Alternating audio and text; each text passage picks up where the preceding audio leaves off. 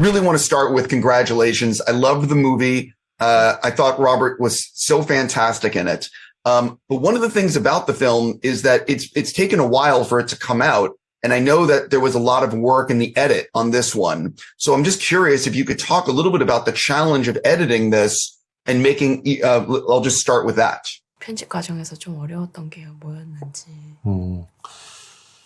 글쎄요. 그 평소 작업하는 방식대로 스토리보드를 하고 스토리보드대로 영화를 찍었고 그다음에 이제 그 최종 아웃풋, 최종적인 결과도 이제 락된 픽처도 스토리보드와는 크게 다르지 않게 해오는 게 이제 저의 그동안의 늘 방식이었고 미키도 사실 크게 다르진 않았어요. 그 방식대로 해오긴 했는데 대신 이제 비주얼 이펙트, 특히 크리퍼들이 이제 영화 후반부 쪽에 크리퍼들이 나오는 완전히 거의 풀 VFX 애니메이션 같은 것들이 많이 몰려있는 장면들인데 그런 장면들을 이제 아직 그 샷이 완성되지 않은 상태에서 미리 그 템포와 미세한 부분들을 조정해 가면서 이제 편집을 미리 다듬어야 되는 부분들이 많이 있다 보니까 그 부분들이 좀 신경이 많이 쓰이는 부분이었고. 예.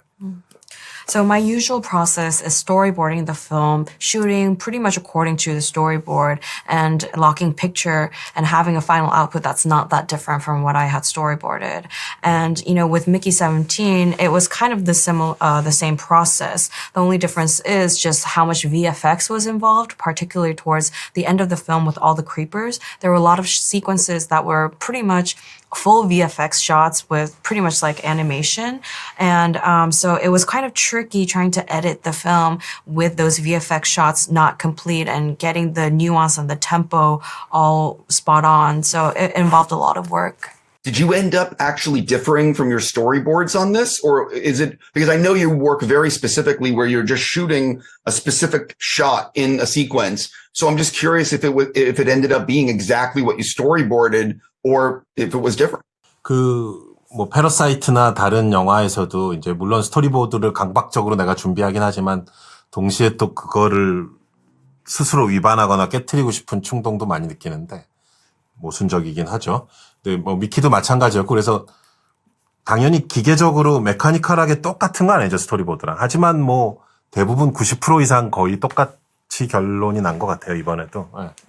So with Parasite and my other films, you know, I obsessively prepare the storyboards, but at the same time, I want to break it and escape from what I had planned. So there's always that contradiction. And it was the same with Mickey 17. Of course, the final output is not mechanically exactly the same, but I would say more than 90% of the film is pretty much like what I had storyboarded. So I'm just curious, what did you learn from this process that like maybe you wish you knew at the beginning?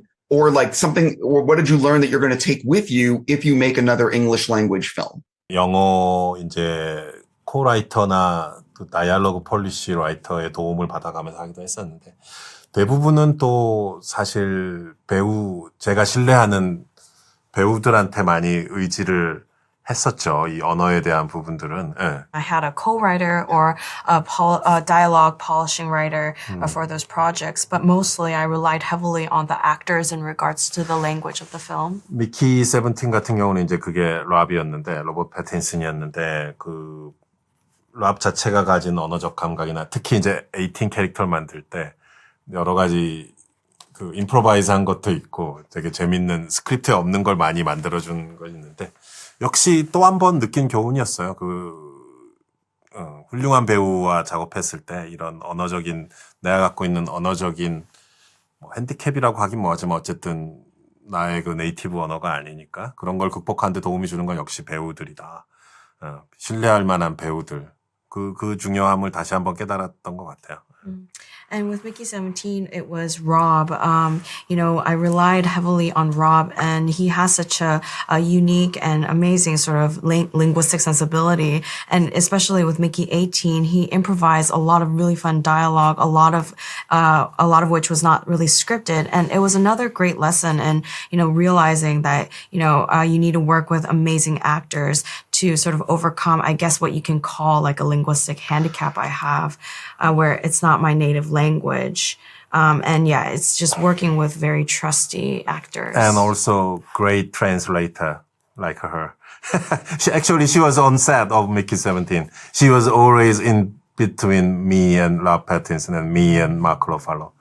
She's such a creative translator. I agree. And I want to emphasize how incredible Robert is in the movie. I read that you are working on an animated movie. I don't know if that's true. Are you working on an animated movie? What can you tell people? 이거 2019년부터 기획을 해서 오랫동안 준비해온 거고요. 지금 한 100여 명이 넘는 아티스트들이 달라붙어서 파이프라인이 굴러가고 있고 만들고 있어요. 되게 이제 독특한 심해 크리처들이, 귀여운 심해 크리처들이 주인공이고, 인간들도 나오고, 인간 캐릭터도 있고, 되게 독특한 CGI 애니메이션인데 지금 한창 만들고 있어요. So I had been working on this animation film from 2019, and now we have more than 100 artists working on the film, and the pipeline is fully going. And it's a really unique story about deep sea creatures that features very adorable creature protagonists. We also have human characters. It's a very unique CGI animated film, and yeah, it's really going. It's under works now. 2027, maybe? Yeah. Oh, so okay. That's, I have to wrap just real fast. You have a love of animals that has been in your movies. What is it that you love? I love animals, and I love what you do in Mickey 17 and Okja. But what is it about animals that you want to feature them so heavily?